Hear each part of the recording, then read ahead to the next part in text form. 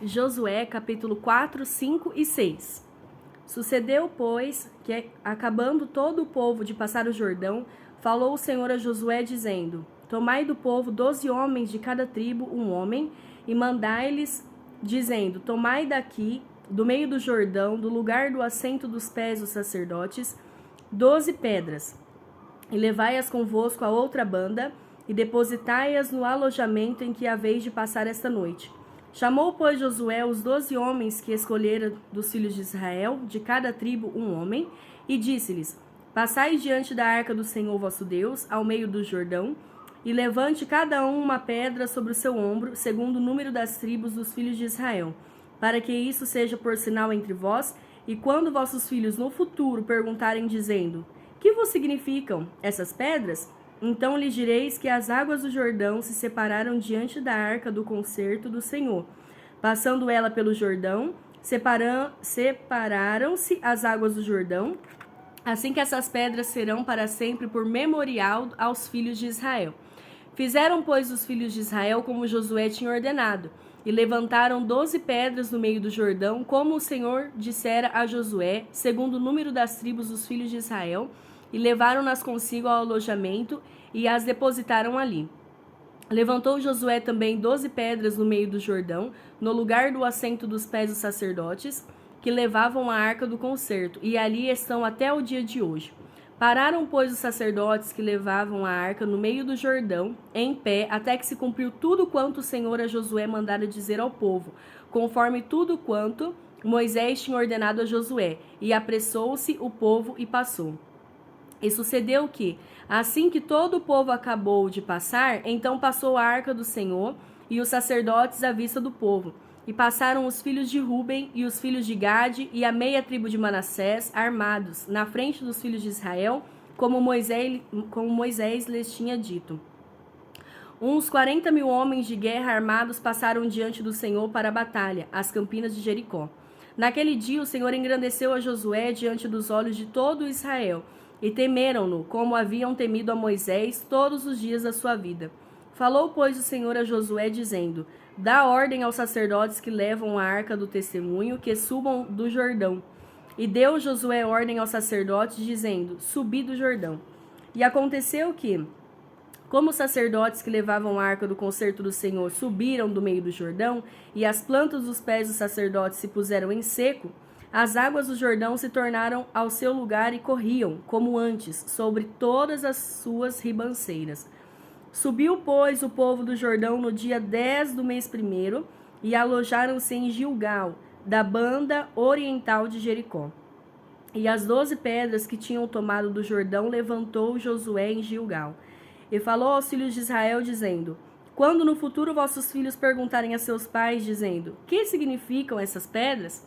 Farei saber a vossos filhos, dizendo: Israel passou em seco este Jordão, porque o Senhor vosso Deus fez secar as águas do Jordão diante de vós, até que passasseis como o Senhor vosso Deus fez ao Mar Vermelho, que fez secar perante nós até que passamos.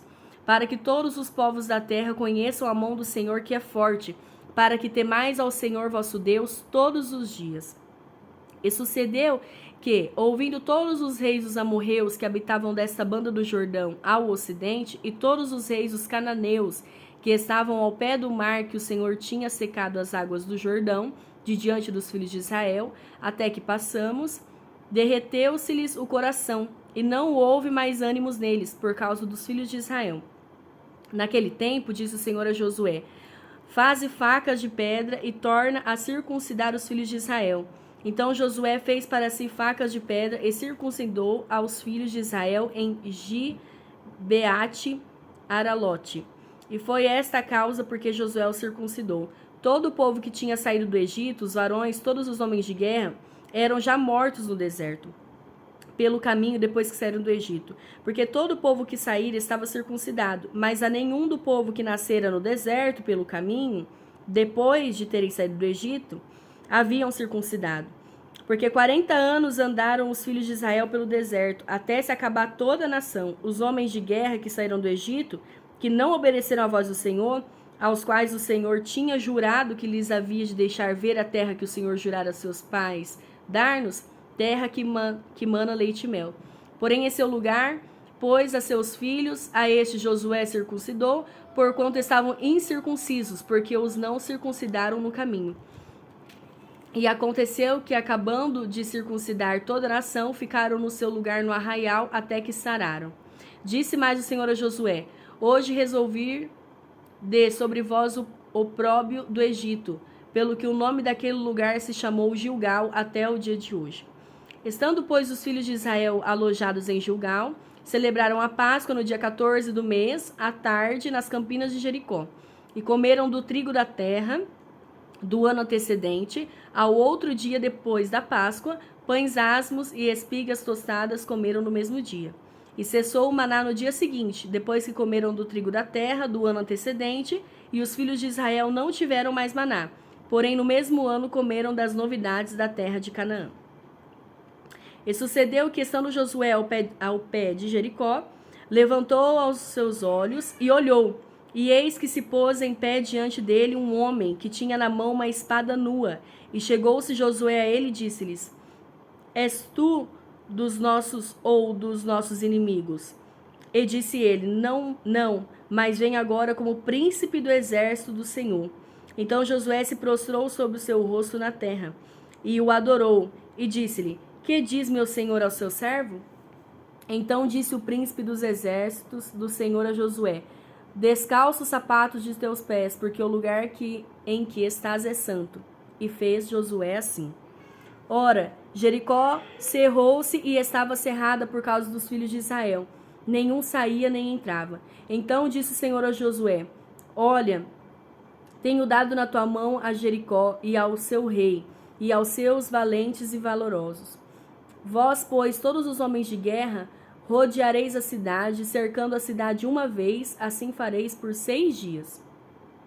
E 7 sacerdotes levarão 7 buzinas de chifre de carneiro diante da arca. E no 7º dia rodeareis a cidade 7 vezes, e os sacerdotes tocarão as buzinas.